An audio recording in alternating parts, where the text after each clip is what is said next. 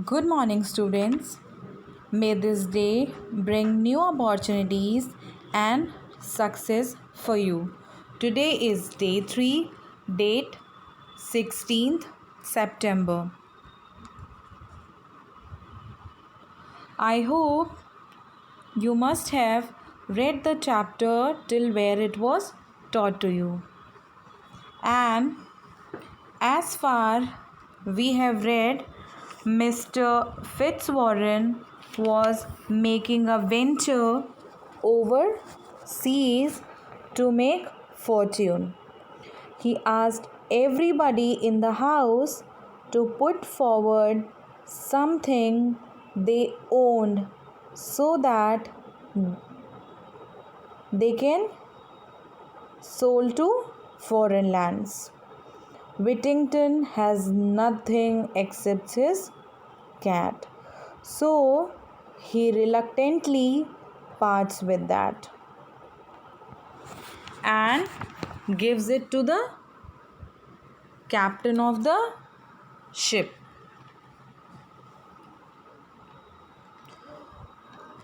Whittington's cat has proved herself resourceful on the ship as well.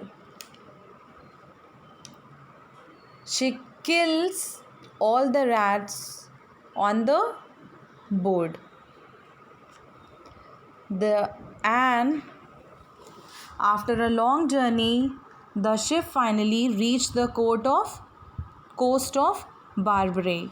The captain was dining with the king and queen of that kingdom.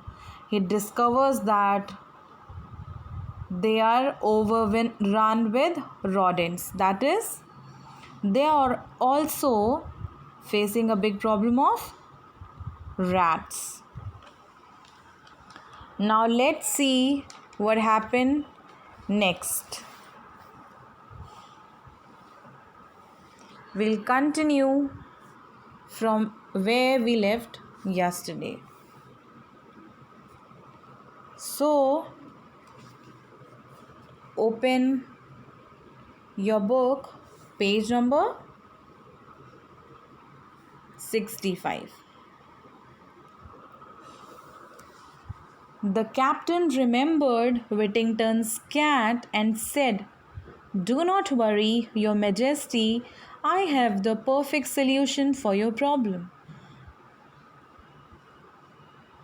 The king said sadly, you do not understand. These pests are in thousands. We have tried everything. The captain reassured the king, "I promise you all will be fine and your country will be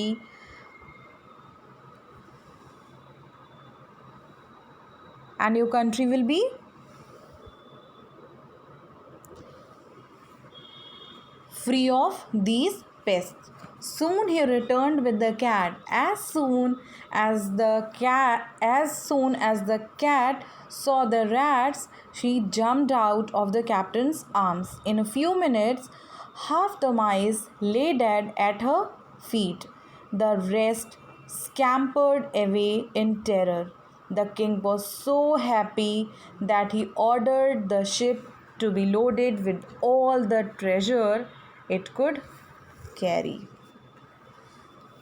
So the captain again comforted him by saying, "I promise, I assure you, all will be fine and your country will be free of these rodents." After some time, he returned with the Whittington's cat in his hand. And as the cat comes in, or as the cat enters, she proves that what a good mouser she is. In a minute or so, she killed half of the mice, and the rest few scampered, means ran away quickly. The king was so happy that he ordered the ship to be loaded with all the valuables it can carry. The captain set sail back to London. He rushed to his master, Mr. Fitzwarren, and said, "Sir, I bring you good news for your ship," and showed him the ship laden with treasures. He told him the story of the cat and showed the riches that the king and the queen had sent for Whittington. As soon as the merchant heard this, he called out to his servants.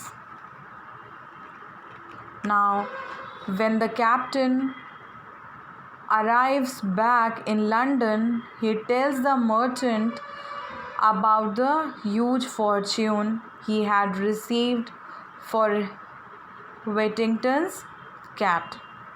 As soon as the merchant heard about this news, he called out to his servants. Got it?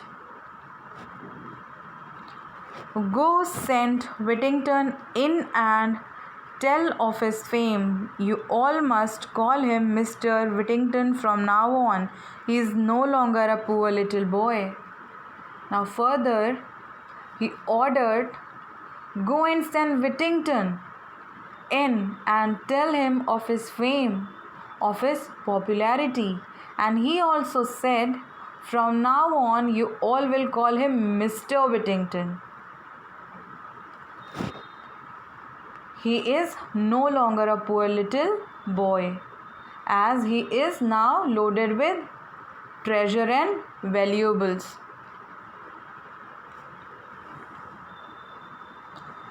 When he saw the treasure, Whittington was stunned. His long cherished dream had come true. He begged his master to take a part of it. But now come to the next page. Page number 66. Mr. Fitzwarren would have none of it. Whittington was too kind-hearted to keep it all to himself. He shared the treasure with the captain, the mate, and the rest of Mr. Fitzwarren's servants, even the old ill-natured cook. Richard Whittington thus had his dreams come true. So, when he saw all the treasure, he got stunned, as if his long cherished means admired or adorable or longed, you can say, dream come true. He was so kind-hearted that he begged his master to take a part of it, that is, to take a share from it. He even shared the treasure with the captain, an old cook, and the rest of Mr. Fitzwarren's servant. And in this way, Richard Whittington had his dream come true. So, this beautiful story ends here.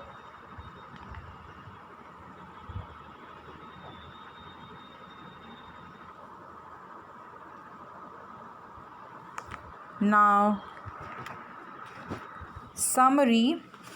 Dick Whittington and his cat is the English folklore surrounding the real-life Richard Whittington, wealthy merchant and later Lord Mayor of London. The legend describes his rise from poverty-stricken childhood with the fortune he made through the sale of his cat to a rat-infested country. Got it? Now tell me, what is the moral of this story? The tall tale of Richard Whittington and his adventurous cat reminded children that deeds and generosity will ultimately lead to great fortune. So listen up, kids. Goodness will be rewarded and success eventually comes to those who don't give up. As Whittington's fortune is more the result of a lucky strike than the hard work he does as a scullery boy.